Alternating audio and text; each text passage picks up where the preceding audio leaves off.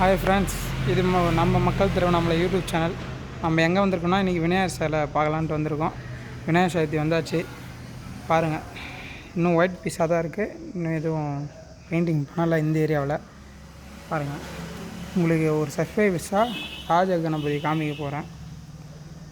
பாருங்கள், இங்கே எல்லாமே ஒரு அடி 2500 சொல்கிறாங்க. ஆனால் உண்மையான ரேட்டு பொறுத்து வந்து 1700, 1900 இதுதான் உண்மையான ரேட்டு போயிட்டு இருக்கு.